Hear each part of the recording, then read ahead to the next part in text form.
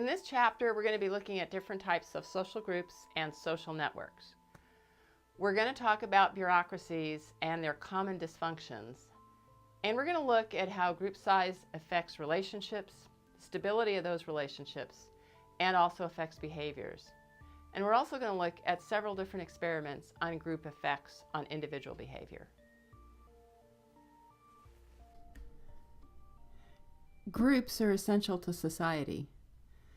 Groups are a collection of people that, through some common characteristic, belong together and who interact with each other.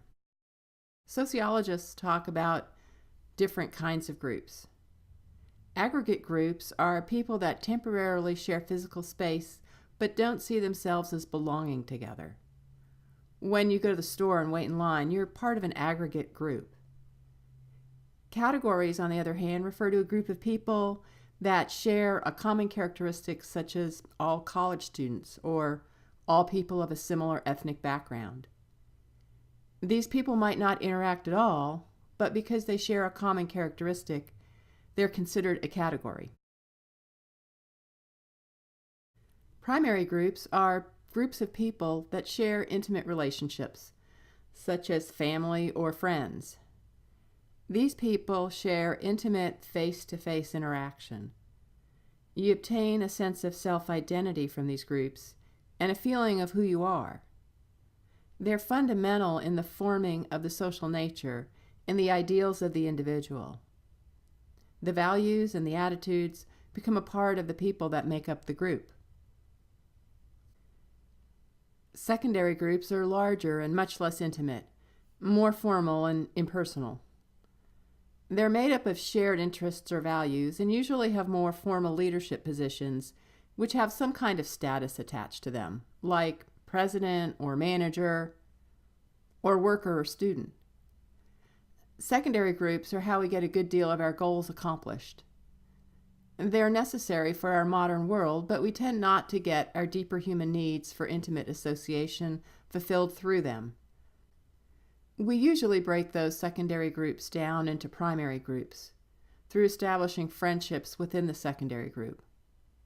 You've made friends at college, or if you've worked, you've made friendships with some of the people that you worked with.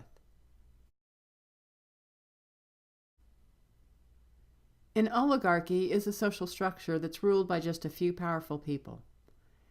The iron rule of oligarchy is referring to the ability of many organizations, and particularly volunteer associations, to keep certain people in power by passing leadership positions amongst each other. Thus, organizations become dominated by a few people, a group of small, self-perpetuating elites. People who are advanced are the ones that reflect the inner circle's values, even if they don't represent the values of the group as a whole. This principle shows up in our U.S. democracy.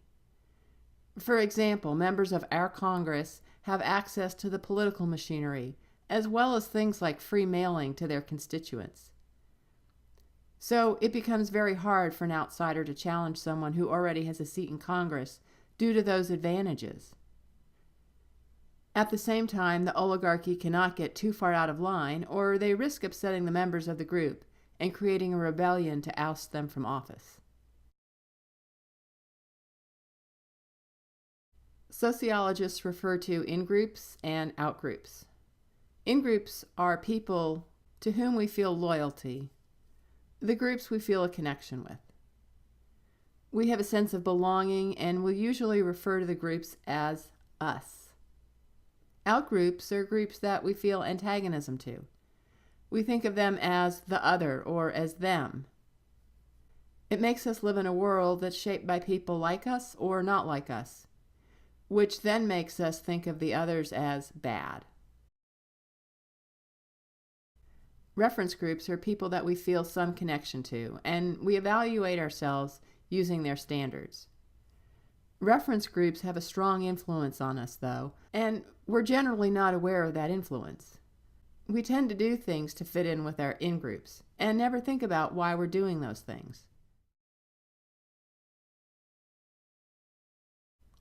Sociologists have a different definition of social networks than pop culture does.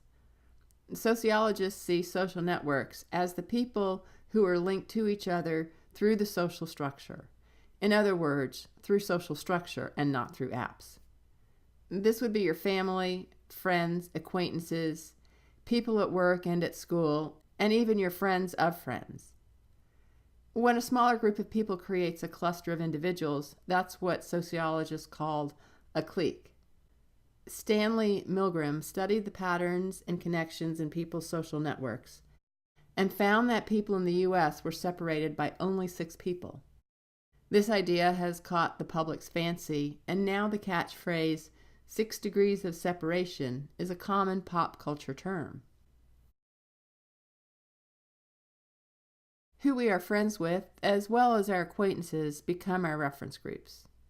They'll have a strong bearing on how we think about ourselves and our behavior. Our eventual social destinations will be closely linked to those reference groups.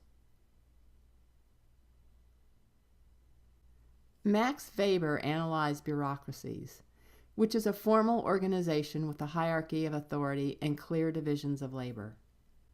They emphasize impersonality and written rules, communications and records. Bureaucracies have several common characteristics.